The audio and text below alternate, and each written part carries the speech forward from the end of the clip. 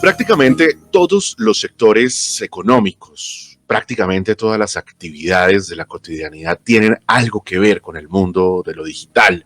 A ver, si ustedes se van a la industria audiovisual, la gente está consumiendo también plataformas de streaming, o sea que en tiempo real les permiten a ustedes acceder a música y les permiten acceder a películas.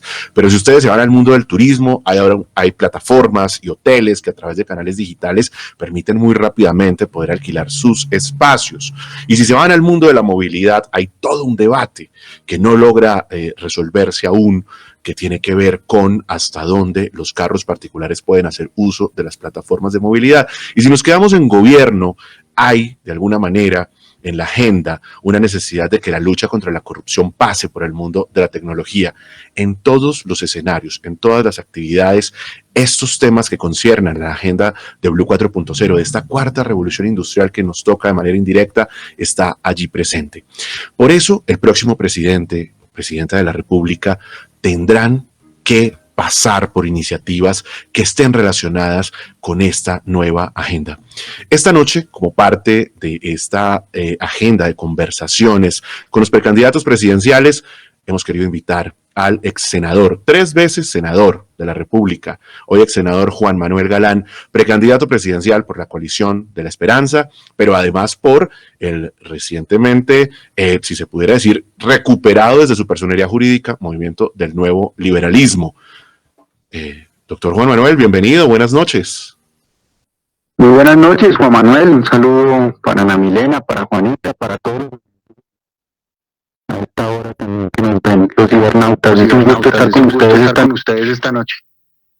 Qué gusto que seamos 2 Juan Manueles esta noche en el programa. Estoy feliz de tener un tocayo. Sí, somos tocayos.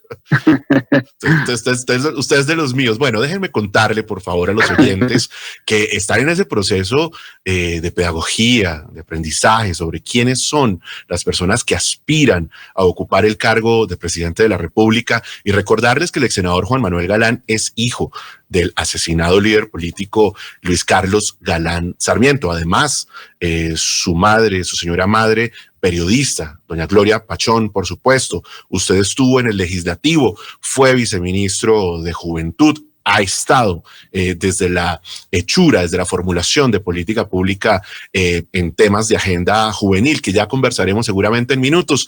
Y en ese sentido, Juan Manuel, permítame comenzar esta conversación desde ese origen liberal que usted tiene en sus raíces, por su padre, por supuesto, pero usted también desde su origen político, en el legislativo. Y se lo digo porque en estos tiempos de tanta economía digital, de tantas plataformas, aquí he hecho el contexto, pues sí sería muy interesante conocer su visión desde lo liberal de esas reglamentaciones que las plataformas digitales están demandando hoy. ¿Qué hacer con todas esas plataformas nuevas? ¿Reglamentarlas, no reglamentarlas? Pues yo creo que hay que regularlas, sin lugar a dudas, para que haya una competencia equilibrada y una cancha de juego equilibrada entre competidores. Es muy importante que esos competidores tengan la oportunidad de entrar a esa competencia en igualdad de condiciones, con las mismas oportunidades, con la misma regulación de esas plataformas digitales que han venido surgiendo en economía colaborativa y en donde pues es justo que haya buena calidad del servicio para los usuarios, competencia. Yo creo que eso es sano para cualquier economía, no tener posiciones dominantes en la economía ni proteccionistas, sino tener ante todo una competencia y que los usuarios puedan escoger el mejor servicio, las mejores tarifas, la mejor calidad de atención. Todo eso yo creo que son variables que deben entrar en juego a la hora de que los usuarios tengan opciones distintas para escoger. Yo creo que ese debe ser el criterio y que los impuestos, todo el tema tributario, todo el tema de oportunidades, de acceso a crédito, de apoyo, de relacionamiento con el sector público sea equilibrado y sea equitativo. Yo creo que ese debe ser como el criterio general rector de cualquier regulación. O sea que cuando uno entra en este debate particular que tienen las plataformas de movilidad, por ejemplo, de una parte con diferentes alternativas, está Didi, está Cabify, está Uber, y por el otro lado, y allí están desde luego conectando a conductores de carros particulares con usuarios, y en el otro lado están los taxistas, por supuesto. ¿Qué decirles? O sea, entrar a resolver esa reglamentación que no se ha logrado sacar adelante. ¿Eso es lo que usted quiere decir? Yo creo que hay que construir un acuerdo y hay que buscar que en la conversación, en la construcción de ese acuerdo, todos los sectores puedan ser escuchados y puedan ser tenidos en cuenta en su punto de vista, en su percepción, y que logremos alcanzar esos acuerdos y sacar adelante una regulación que sea equitativa para todos los sectores. Yo creo que el sector de los taxistas pues es un sector que ha venido haciendo unos grandes esfuerzos para también avanzar en la competitividad, mejorar la calidad del servicio. Aún falta mucho terreno por recorrer en ese sentido, pero creo que la construcción de un gran acuerdo sobre la regulación también los debe incluir a ellos y debe tener en cuenta el punto de vista de ellos para que esa regulación ojalá pueda salir en un gran consenso que reúna a todas las posiciones y a todas las posturas, obviamente pensando en la libre competencia, pensando en la buena calidad de la prestación del servicio a los usuarios, en unas buenas tarifas. Ese debe ser como el criterio que oriente esa conversación y ese acuerdo. Sí, señor Galán, pero digamos que eso es lo que se ha estado planteando desde hace ya varios meses y todavía no se ha logrado. Yo creo que la pregunta es cómo realmente lograrlo, cómo lograr esa regulación, porque lo que se ha intentado es pues sentar a las partes, tratar de ponerlos de acuerdo, y eso es lo que aún no se logra. Entonces, el punto es ese. Pues lo ideal es lograr un acuerdo entre todas las partes que de alguna manera surja y que obviamente todo el mundo no va a quedar contento, sin ninguna duda, pero lo que hay que tener en cuenta es que... Escúcheme, yo quisiera interrumpirlo un segundo porque algo pasa con nuestra llamada. Le voy a pedir a mi equipo internamente que por favor tratemos de o retomar la llamada, de hacerla nuevamente. Cuestión de unos segundos, a ver si la recuperamos y podemos continuar. Ahí estamos haciendo pruebas de la llamada. Estamos a esta hora conectados con el ex senador Juan Manuel Galán y además precandidato presidencial por la Coalición de la Esperanza y el Nuevo Liberalismo, hablando de un debate que es inevitable, Ana Milena, Juanita, que hay que poner sobre la mesa. A ver si por fin llega a ver si, porque es que el tema no es sí o si no, sino el tema es cómo se hace. ¿Cómo? Claro, porque todo lo que se plantea es ponerlos de acuerdo, las partes, y eso digamos que ya lo sabemos y es lo que se ha intentado hacer desde hace tanto tiempo, pero el tema es cuál es la propuesta del precandidato para que realmente se pueda lograr, ¿no? Mejor dicho, ¿cuál es esa gran estrategia? Sí, porque nadie ha dado con qué. O sea, todos tenemos claros que tenemos un gran reto y hablar. La pregunta es, ¿cómo? ¿Cómo sentar a unas partes tan opuestas? ¿Cómo hay que decirles? ¿Cómo hay que seducirlos? Ahora, el asunto es que la voluntad de gobierno en esto es fundamental.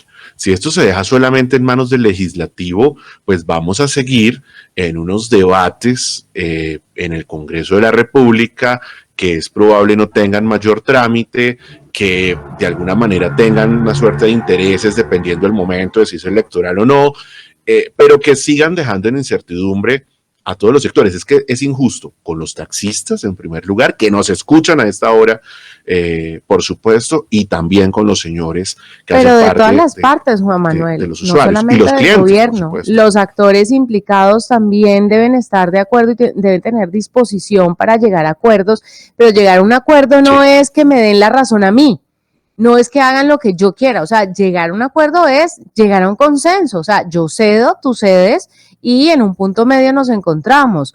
No, llegar a un acuerdo no es haz lo que yo quiera, porque es que ahí es donde estamos fregados hace 6 años.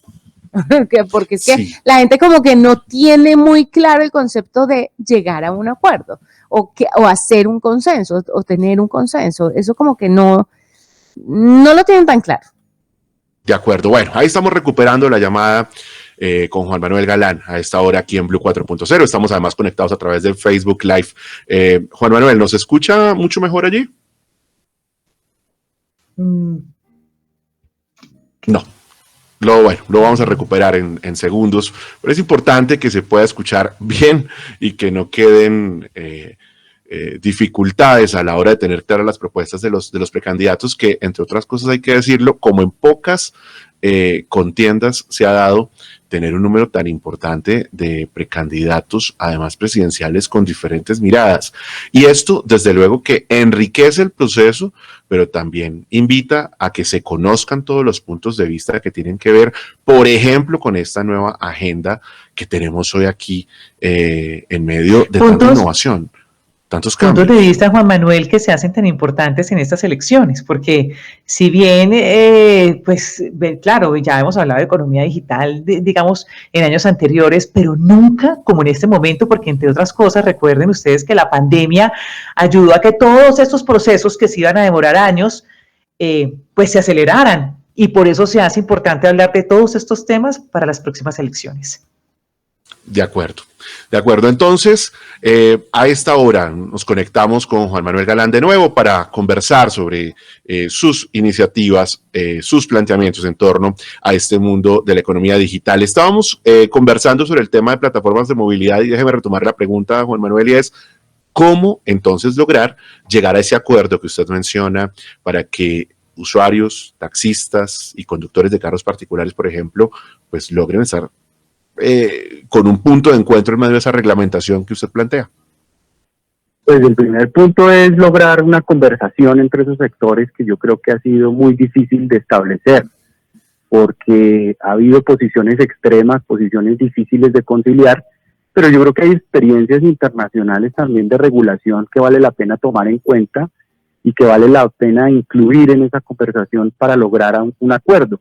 Ahora, el cómo exacto yo no lo tengo en este momento, no tengo la respuesta de ese cómo exactamente, pero lo que sí creo es que se debe establecer un diálogo, una conversación en donde las posturas se vayan acercando y prime como criterio rector, repito, la prestación de un buen servicio para los usuarios, con libre competencia, pagando todos los impuestos que deben pagar y con unas tarifas competitivas, repito, para el beneficio de los usuarios.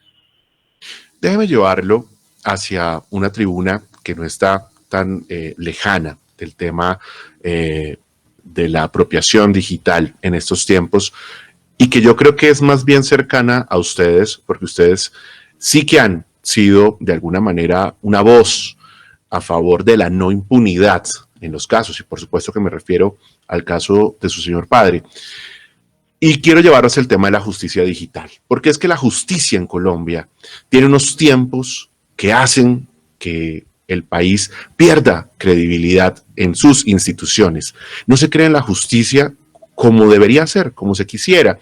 Y parte de ello tiene que ver con los tiempos de respuesta, con el hecho de que el Estado pierde cada vez casos. La Fiscalía tiene dificultades a la hora de ser eficiente en su capacidad de ser ese ente acusador. Y muchas personas que uno no se imaginaría han cometido delitos terribles y terminan en libertad.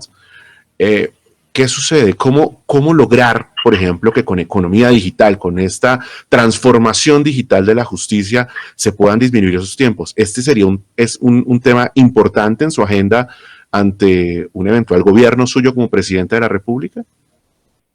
Pues yo creo que la reforma a la justicia también debe apuntar hacia ese tema de la digitalización, por ejemplo, el expediente digital. Es absurdo que veamos esos arrumes de papel de los procesos y de los expedientes, llevándolos en carretillas de un lado para otro. Eso realmente es obsoleto y es ineficiente. Pero además la pandemia yo creo que nos mostró cómo se pueden también ahorrar costos para la justicia en ese sentido. Las audiencias virtuales, el no tener que trasladar presos de alta seguridad con unos costos en parafernalia y en infraestructura de helicópteros y de escoltas y de motocicletas y de camionetas que le cuestan al erario pues cuantiosos recursos y al sector judicial, y poder hacer esas audiencias de una manera digital mucho más expedita. Pero ante todo el expediente digital, yo creo que la justicia debe migrar hacia esa digitalización, de hacer más eficientes los procesos, más expeditos, para que la justicia pueda actuar más oportunamente, más ágilmente, para que al ciudadano sobre todo se le resuelvan los problemas, los procesos de una manera más ágil y no tengamos esa congestión en el sistema judicial que es abrumadora para los operadores de justicia y que es también terrible para los ciudadanos que no encuentran una respuesta pronta, una respuesta ágil, una respuesta oportuna y una respuesta también transparente en materia de impartir justicia. Entonces, esa reforma a la justicia, además de apuntar a la digitalización, debe apuntar a la profesionalización de la justicia. Y en la formación de esos operadores judiciales, en una carrera profesional, en donde los ascensos realmente se den por mérito, a través de unos concursos y no por el clientelismo judicial, que a veces es la costumbre y la cultura, lastimosamente, en nuestro sistema judicial, pues que el factor digital, el factor de la tecnología, esté incluido en la formación de los nuevos operadores de justicia, en los fiscales, en los jueces, en la policía judicial, para además facilitar esos procesos. Es que le preocupa a uno, incluso cuando se habla de lucha contra la corrupción, lo frágil que termina estando la infraestructura desde lo tecnológico, desde lo digital, para poder, por ejemplo, garantizar que una póliza no sea falsa. Usted fue uno de los primeros, o no sé si de los primeros, pero sí sé que usted fue una de las personas que pidió la renuncia, instó a la exministra de las TIC, Karen Abudinen, que renunciara en su momento cuando se conoció este escándalo de centros poblados, y yo aún me sigo preguntando por qué no. Yo entiendo el tema, por supuesto, de la presunción de inocencia y el tema de la fe, pero ¿por qué no buscar garantizar que los documentos que se están adjuntando en un proceso realmente sean originales a través de tecnología? Por ejemplo, el caso de las pólizas. ¿Hacer uso de la tecnología en la lucha contra la corrupción no debería ser la prioridad de un gobierno? Sin lugar a dudas, la tecnología es una herramienta muy poderosa para contrarrestar la corrupción. Le pongo un ejemplo. Las notarías en Colombia, cuando implementaron la biometría, redujeron en más de un 80% los fraudes que se cometían por trámites notariales. Y esa reducción del fraude pues ha permitido que también los ciudadanos tengan más confianza al hacer trámites notariales y que no se presenten estas falsificaciones, estas suplantaciones que vemos a diario y vemos como una costumbre común que ocurre en nuestro país. La tecnología bien implementada y la digitalización de los documentos y el no uso del papel, pues permite a través de blockchain y de todos esos componentes tecnológicos de última generación reducir, sin lugar a dudas, los fraudes en las transacciones, en los negocios, en las interacciones que los ciudadanos tienen a diario, no solamente entre ellos, sino también con las instituciones y con el sector público. Le voy a cambiar de tema para que hablemos de emprendimiento. ¿Usted es o ha sido emprendedor? Pues yo no he sido emprendedor, pero yo propuse antes de salir del Congreso, no alcancé a aprobar esa ley y tuve esa frustración, la ley de mi primera empresa, que precisamente impulsaba a los emprendedores en todas esas fases complicadas que tienen los emprendedores. Por ejemplo, el Valle de la Muerte, que son los 6 primeros años de una empresa, en donde la principal causa de fracaso de esas empresas y de quiebra es el tema de los impuestos, el tema tributario, en donde no hay realmente una relación amigable con la DIAN, precisamente por la ausencia de mecanismos tecnológicos también y digitalización, y la DIAN parece más como un ogro que persigue a los emprendedores y les apuesta a su fracaso y no a su éxito.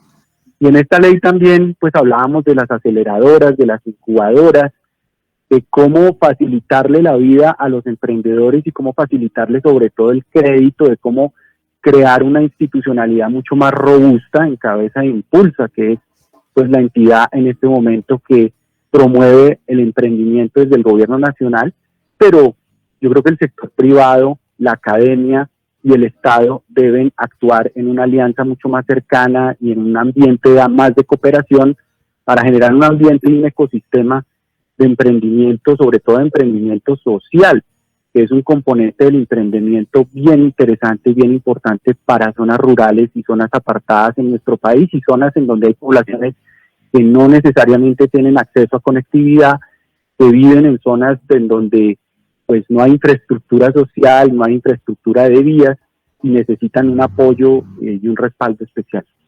Sí, usted estuvo, señor Galán, cuando pues en su paso por el legislativo de uno de esos proyectos como más importantes y representativos en la legalización de la marihuana para el uso medicinal. Alrededor de eso se han desarrollado muchísimos emprendimientos. ¿Tiene conocimiento de cuál ha sido el impacto, digamos, desde que se aprobó hasta ahora en cuanto a creación de empresas en ese sentido? Pues ha habido mucha inversión extranjera, especialmente desde Canadá, de grandes inversiones para grandes empresas. Pero uno de los espíritus de la ley 1787 que promoví era precisamente apoyar a los pequeños productores, apoyar a los pacientes y apoyar también la investigación científica. Poder ceder una parte de los cupos que el Consejo Nacional de Estupefacientes, la Dirección Nacional de Estupefacientes establecen para los productores de cannabis de uso medicinal y la posibilidad de exportar. Que los grandes productores, los grandes empresarios del cannabis en Colombia, pues le cedieran por lo menos el 10% de esos cupos a los pequeños cultivadores, para que esos cultivadores y esos pequeños empresarios pudieran tener oportunidad de participar en el negocio, recibir asistencia técnica, recibir acceso a crédito y posibilidades de agremación y asociación a través de cooperativas de ahorro y crédito o cooperativas financieras que les procuren los recursos que necesitan también para participar en un negocio que mundialmente ha sido muy acaparado por las grandes empresas que quisieron ver a Colombia en un momento dado como una especie de maquila de marihuana. Lo que quisimos hacer con la ley es que precisamente no fuera Colombia una maquila de marihuana, sino fuera Colombia también la posibilidad de recibir transferencia tecnológica, la posibilidad de darle valor agregado a productos cultivados, pero que se transforman y se desarrollan con estándares farmacéuticos. ¿Usted tiene algún tipo de relación con esta industria o no? No, yo fui consultor en esta industria para una empresa de cannabis medicinal, pero no he sido parte ni de una junta directiva, ni he tenido acciones, ni he tenido negocios en ese sector. Juan Manuel, yo le quería preguntar, cambiándole un poquito del tema del emprendimiento a la tecnología.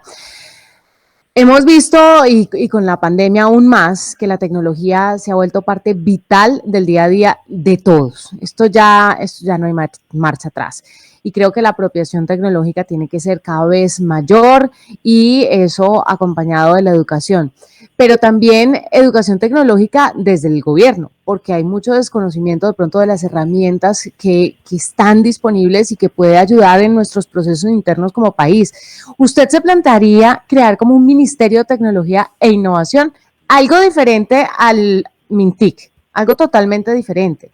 Me refiero a un ministerio de gente que esté pensando en esto, que quiera traer tecnología, que le diga al presidente de la República, mire, está pasando esto en el mundo, esto nos puede servir para tal situación, aquello lo podemos transformar de esta forma, porque en estos países lo han hecho. Porque siento que es un tema muy importante, pero lo estamos viendo como una arandela. Y deberíamos tener una persona o un grupo de personas que estén explorando posibilidades, pero además que tengan visión y que vayan un paso adelante en temas de reglamentación de esas nuevas tecnologías que van a aparecer.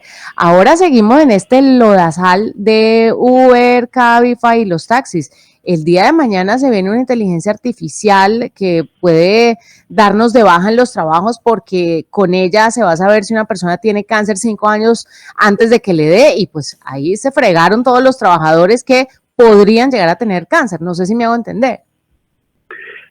Sí, Juanita, mira, antes de salir del Fondo Monetario Internacional, Christine Lagarde, y de pasar al Banco Central Europeo, hizo un estudio muy interesante sobre el impacto en el empleo mundial que va a tener la incorporación de nuevas tecnologías, de inteligencia artificial, de la robótica. Y ese estudio concluyó que, por ejemplo, el 42% de los empleos que hoy desempeñan mujeres en el mundo van a desaparecer.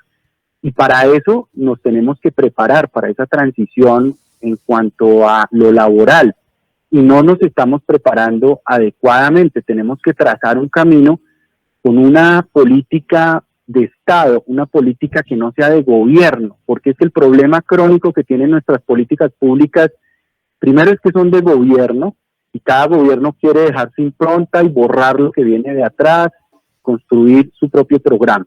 Pero además las políticas han tenido una visión siempre cortoplacista, inmediatista, carecen de una visión de mediano y largo plazo, y en esto hay que tener pues unas medidas a corto, a mediano y largo plazo. Yo creo que hay que trabajar en 5 grandes frentes. El primer frente es la conectividad, y lo vimos durante la pandemia a los niños en las zonas alejadas y rurales cómo no se podían conectar, y eso ha profundizado dramáticamente la brecha digital, la brecha educativa en muchas zonas de nuestro país que ya tenían un rezago, que tenían un atraso, y con la pandemia pues esto se agudizó por la virtualidad de la educación.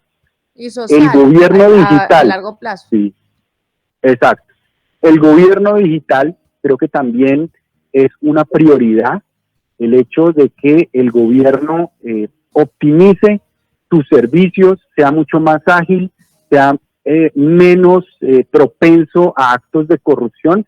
Yo creo que las herramientas tecnológicas y digitales ayudan a reducir esa posibilidad de corrupción y la prestación de un mejor servicio, especialmente la DIAN. Es decir, tenemos que lograr algún día que nosotros los colombianos podamos hacer una declaración de renta sin tener que recurrir a un contador, sino que realmente en línea, a través de un sistema simplificado, cada colombiano pueda exactamente declarar sus impuestos y saber para dónde van también esos impuestos, en qué se invierten, en qué se gastaron, por poder entrar, por ejemplo, a cualquier frente de obra en una ciudad o en una zona rural y poder consultar en línea esa obra, cómo se licitó, cómo se adjudicó, en qué va su avance. Todas esas herramientas digitales sirven para eso. El talento digital creo que también es fundamental, y ahí tocamos el emprendimiento. Hay muchas ideas muy buenas, muy poderosas, que a veces quedan sin reconocimiento y sin apoyo oportuno. Los negocios digitales y la innovación y la economía digital. Yo creo que tenemos que trabajar en esos 5 frentes de política pública, repito, no solamente con una visión inmediatista, cortoplacista del gobierno de turno, sino como una política de Estado, con una proyección a mediano y largo plazo, pero teniendo muy en cuenta que lo digital y lo tecnológico contribuye a cerrar las brechas de inequidad que tenemos en nuestro país, inequidad regional, inequidad poblacional, y que sea un instrumento de construcción de igualdad en oportunidades y en acceso a derechos. Ex senador, hoy se celebra el Día del Programador, y no puede ser más oportuno traer a la conversación a esos más de 50,000 puestos de trabajo que hoy la industria está buscando debajo de las alfombras. Mire, Fedesoft dice que pueden ser fácilmente 48, 49,000 empleos. Hay compañías que me escriben aquí a través del WhatsApp. Tenemos a esta hora, por cierto, mensajes desde varias ciudades de Colombia, y ahora voy a tratar de saludar y, por supuesto, de compartir algunas de las preguntas. Pero hay empresas que dicen, estamos necesitando 200, 300 ingenieros en Medellín, por ejemplo, y no se están consiguiendo. No se consiguen programadores, no se consiguen personas que tengan habilidades en el mundo del testing, personas que tengan de pronto un nivel de bilingüismo importante, incluso personas en el mundo del marketing digital hacen parte de la cadena de valor de esas startups. ¿Qué hacer para que Colombia pueda crecer de manera muy rápida en esos nuevos talentos que está demandando este nuevo mundo, el mundo de lo digital, de la innovación? Pues yo creo, Juan Manuel, que es muy importante apostarle a la educación técnica y tecnológica y a transformar el SENA. Es decir, la transformación tecnológica del SENA, que es una entidad que llega a muchas regiones apartadas del país, que abre oportunidades de formación en muchos campos para los jóvenes y da oportunidades de formación a muchos jóvenes y formación de buena calidad, de alta calidad. Creo que es un aspecto fundamental, pero tiene que haber una alianza mucho más cercana y fuerte entre el sector privado, entre el sector empresarial, especialmente las MIPYMES, y los establecimientos de formación. Los programas de formación en los institutos técnicos y tecnológicos y en el SENA deberían ser apadrinados y diseñados con la colaboración de las empresas, porque no podemos seguir formando a jóvenes en carreras profesionales que no tienen realmente demanda laboral y donde no hay oportunidades de trabajo. Y esto se debe un poco al divorcio que existe en nuestro país entre el sector empresarial y el sector académico y educativo, especialmente la educación técnica y tecnológica, que repito, es una educación en donde los programas son mucho más cortos y en donde los programas son más especializados, como los que se mencionan en tecnología, para programadores y para todas estas personas, pero sí deben hacerse como en una alianza mucho más cercana con el sector real de la economía y la demanda laboral. Pero ahí Juan Manuel, discúlpeme, meto la cucharada. ¿No cree usted, Juan Manuel, nuestro invitado, que esto debe empezar desde el colegio? Porque es que yo siento, y bueno, por donde estamos trabajando, el SENA hace unos aportes muy interesantes. Obviamente todo hay que reestructurarlo, pues porque hay que cambiar para mejorar.